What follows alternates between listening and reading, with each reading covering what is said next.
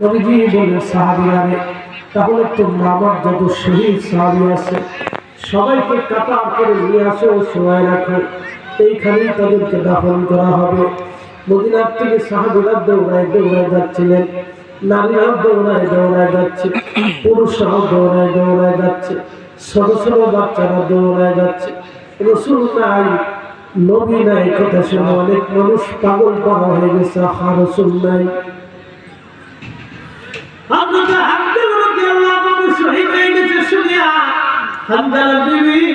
Medina শরীফ থেকে তিনি হেঁটে হেঁটে নবীজি উহুদের ময়দানে চলে গেলেন। যাওয়ার পরে নবীজির সামনে দাঁড়িয়ে গেলেন, সালাম দিয়ে বলেন, ইয়া রাসূলুল্লাহ, আমি জানি যুদ্ধে যারা শহীদ হয়ে যায় বিনা গোসলেই তাদেরকে ওই কাফন অবস্থায় তাদেরকে দাফন করা হয়। হুজুর, আমার স্বামী হামজালা শহীদ, আপনি আমার স্বামী হামজালাকে বিনা গোসলে দাফন দিয়েন না। বলে, কেন হামজালার বিবি? ইয়া রাসূলুল্লাহ, কাল তো রাত গোসল ফরজ ছিল, ফরজ গোসল করতে গিয়েছিলেন তিনি, ঠিক এমন সময় কে জানি ঘোষণা দিয়েছে আপনি নাকি উহুদের ময়দানে শহীদ হয়ে গেছে। হুজুর, আমার স্বামী আপনার পাগল হামজালা গোসল বাদ দিয়ে যুদ্ধের অস্ত্র নিয়ে আমার কাছ থেকে বিদায় নিয়ে চলে আসছে। ইয়া রাসূলুল্লাহ, আপনার হামজালা নাপাক, সবাই বিনা গোসলে দাফন দিল, আপনার হামজালাকে বিনা গোসলে দাফন দিয়ে না। ইয়া রাসূলুল্লাহ, নবীজি কথা শোনার পরে চোখের পানি ফেলে দিলেন, কাঁদতে লাগলেন।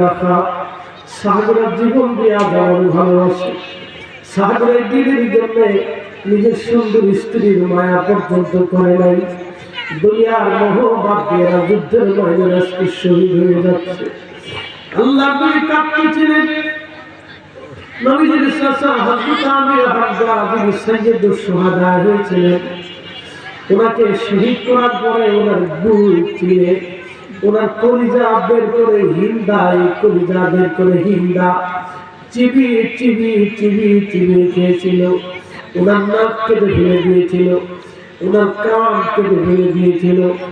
এই দৃশ্যটা দেখার পরে নবী আরো ব্যাকুল হয়ে গিয়েছিলেন, কাঁদতেছিলেন। কারণ হযরত হামজা রাদিয়াল্লাহু আনহু নবীজিকে এতটা ভালোবাসতেন, বিপদে আপদে গ্রামে ভাবে নবীজির পাশে থাকতেন, ছায়া দিয়ে রাখতেন, বাবার মতো সন্তানের মতো হযরত রাসূলের কাছে মহব্বত করতেন। আপন চাচা কোনদিন নবী থেকে দূরে চলে যান নাই, ক্ষুধার সময় নবীর পাশে থাকতেন, যুদ্ধের ময়দানে নবীর ডানে বামে থাকতেন, ছায়ার মতো নবীজিকে সাহায্য করতেন। হযরত হামজা আজকে সেই কলিজার টুকরা চাচা শহীদ হয়ে গেছে, তাকে একবারে নির্মমভাবে হত্যা করা হয়েছে। নবীজি কেঁদে কেঁদে অস্থির হয়ে যাচ্ছিলেন।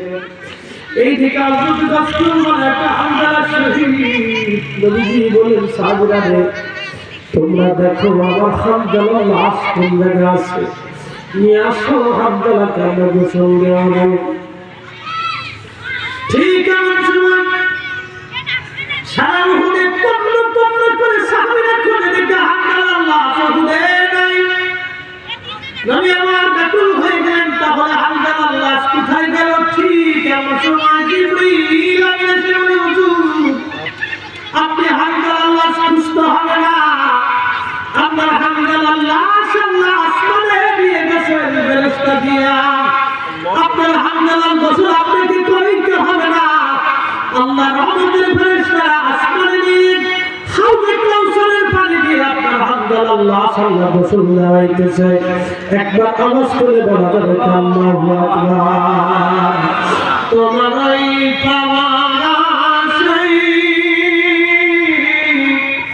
মন ছুটে যায় মদিনায়, তোমারই পাওয়ার আশায় মন ছুটে যায় মদিনায়, এ আশিকে দিদার দাও না, আর দূরে থাকিও না। আশিক দিদার দাও না আর দূরে থাকিও না হে রাসূল তোমায় ভালোবাসি